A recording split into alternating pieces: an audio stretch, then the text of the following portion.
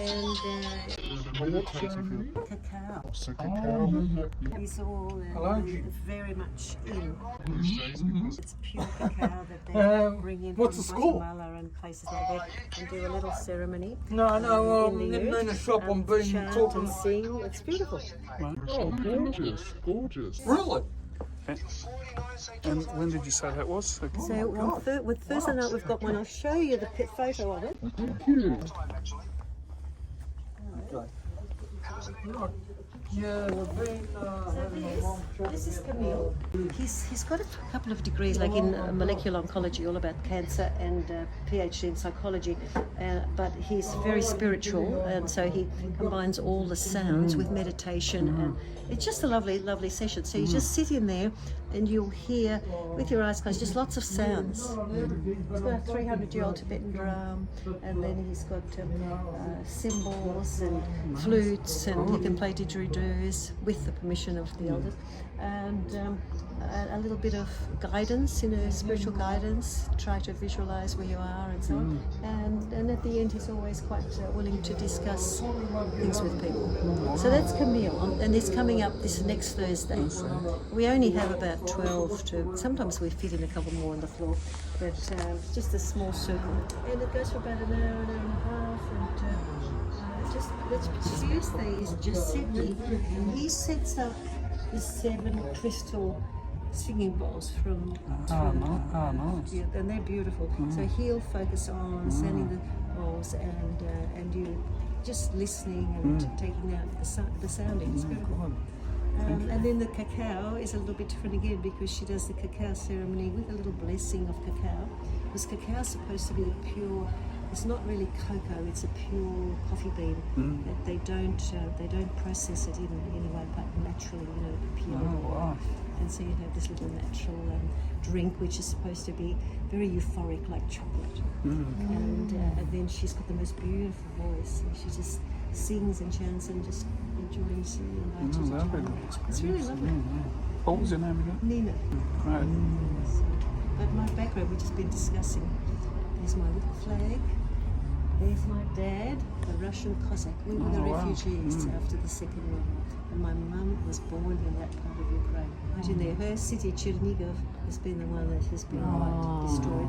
But she was Russian blood, because they're all Russian there.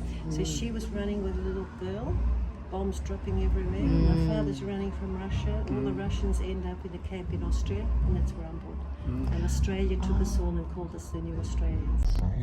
Because we were the right colour. And you should have seen our high school. We had people from everywhere. We'd learnt English by then. So when we first came, we couldn't speak English. So at primary school we were learning. And by high school the government said, we have to build a new high school because there are many, many of these displaced people. And so we had about 40 different nationalities in one classroom. And my best friend is Estonian, and then there were the Germans, and then there were the Latvians, lots of Germans, Austrians, and we got on well with the Anglos too. And I had 3 of the girls who started Year 7 with me, English Australian background, and they came in, to say hello. That's interesting. I was from the southeast, and we didn't get along so well with the Anglos. There's an Italian there, he'll tell you about his school years. The early 60s. School years, how it was for you as an Italian, what it was like in school for you. Oh, yeah, absolutely. I grew up No, not at all. Where did you? Fairfield and Northcote. It was all right. Where did you go to Fairfield school? North, What school? Fairfield North, And then? Thornbury High. Okay, and so they were okay then. Yeah, they were good. And yeah. did you come out in the parents in the I think 50s? one person that was from another school called me Wog. Apart from that, it was just everything. We all accepted, and then I had Chinese friends, and all different nationalities. Lucky, and because a lot of I've never them heard of that. were so mean, they were calling them Wog. And Eddie, who's Lebanese, who brings in all these little pieces, he said, see my nose? I'm just walking along the street. Oh, you silly Lebo, broke his nose. So and it was very common. Yeah. But now, I was isolated.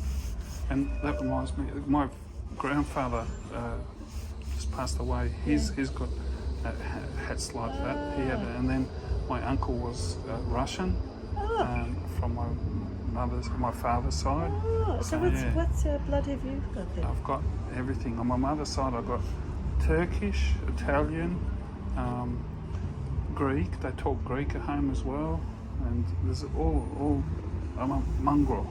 But you just spoke English. That's right. Yeah, because we had to speak Russian because my parents couldn't speak. We all came out with no language. Oh, goodness. We had neighbours, the Ukrainians were best friends. We just found through DNA a family. We used to, we had cows. We had a little farm. Yeah. That's a little farm behind the Essendon Airport. We were the only ones with a little farm. So everybody would come and we'd have the cottage cheese and the yogurt, which nobody knew about. And they'd think that we were drinking sour milk or so. And, well, it was sour milk, but it's yogurt now. It wasn't flavoured. And so we'd take these little parcels across the bridge to Glenroy. And the lady there, well, there were lots of Russians and Poles and Ukrainians, but we didn't care where they were from because we were all the same. And so we found this girl, and she's the daughter of a Polish mother, Ukrainian father, and she sent me the photo, I have got it at home, of us all sitting there at the christening of my little brother, a Russian Orthodox christening. And there she is in the arms of her mother, the Polish godmother, the Ukrainian godfather, and where, and my father dressed up in his Cossack outfit. So it was quite, for us it was intriguing, and we love our past. My sisters and I, my two brothers have passed. But in those days, my sister was Ludmilla. Well, nobody had ever heard that name. Have a look behind, because there's two rooms and you can stay. Follow the lamps. Sorry. Have you been to Kapaturka? Oh, yes, we just came from there. Yes, yes. And I can tell you all back on New Zealand, pretty sure it's into instrument, but yours?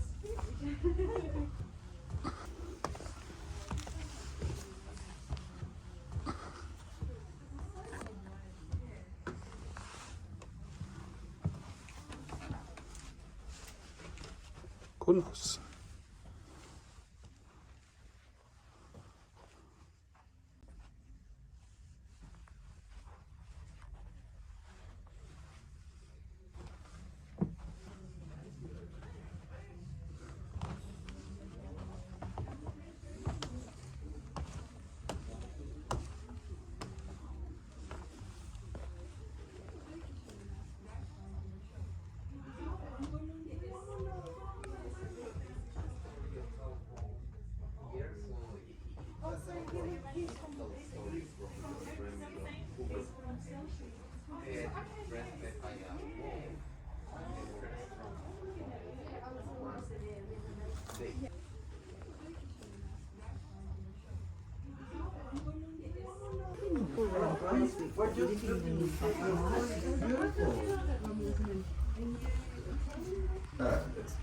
No, I'm a nerd.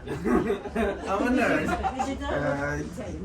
South American, yes, I presume there is. Come again. Do come. Oh, come. Look, take a card. I don't know if another time you come, I'll send you the crystal balls. Okay, thank you very much. Goodbye. Thank you.